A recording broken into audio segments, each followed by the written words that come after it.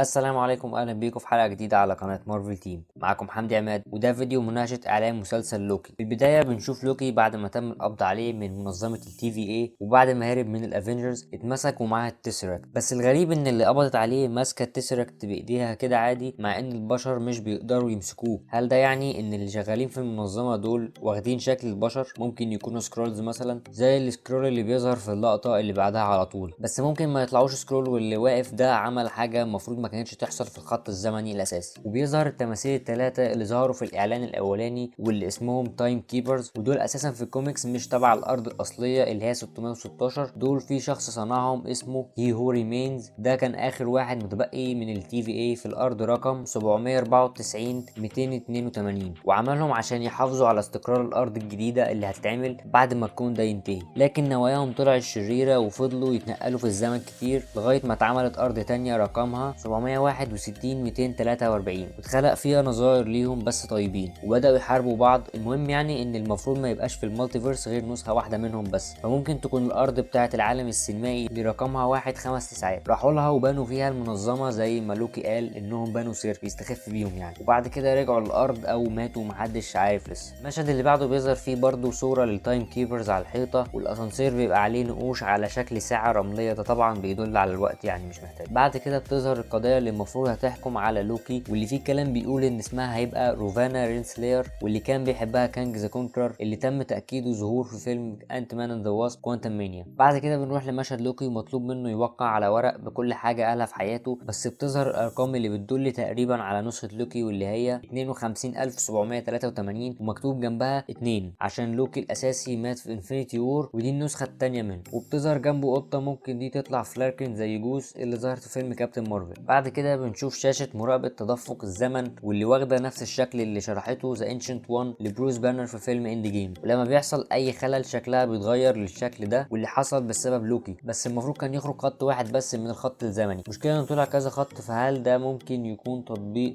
لنظريه الباترفلاي افكت، انه حدث واحد بيحصل بيؤدي الى احداث تانية كتير تحصل، ولا في حد تاني له دخل في الموضوع؟ بعد كده بنعرف ان لوكي هيشتغل مع المنظمه عشان يستفيدوا بذكائه وانه يصلح الغلط اللي حصل في الزمن. وبتظهر نفس الشخصيه الغامضه اللي ظهرت في الاعلان الاول، واللي غالبا هتطلع ليدي لوكي وبتحاول تبوظ خطوط زمنيه تانية او يمكن ابعاد تانية لغرض ما لسه مش عارفينه. بعد كده مشهد لوكي في نيويورك المتدمره اللي ظهرت في الاعلان الاولاني، واللي قلت قبل كده على صفحه الفيسبوك ان الواقع ده ممكن يكون في احداث ايج اوف الترون، والترون كسب الافنجرز ودمر العالم، او ان ثانوس بتاع اند جيم هو اللي كسب ودمر العالم برضه. بعد كده نظره واسعه على شكل منظمه التي في اي، والمؤثرات البصريه او الفيجوالز في المسلسل باين عليها شغل كبير. بعد كده في مشهد الماركت اللي كانوا فيه لوكي بيخونهم كالعاده وبيهرب من البوابه اللي بيفتحوها، والظاهر كده ان لوكي هيبدا رحلته الخاصه في انه يشوف النسخه التانية منه في اكوان تانية او خطوط زمنيه تانية، عشان بنشوف في مشهد ان لوكي في مكان اللي هو باين عليه انه اسجارد، بس شكل العرش مختلف عن عرش اودن، بس ده اكيد لوكي تاني مش الاساسي بتاع المسلسل. وفي المشهد اللي بعده لوكي بيتمشى في مكان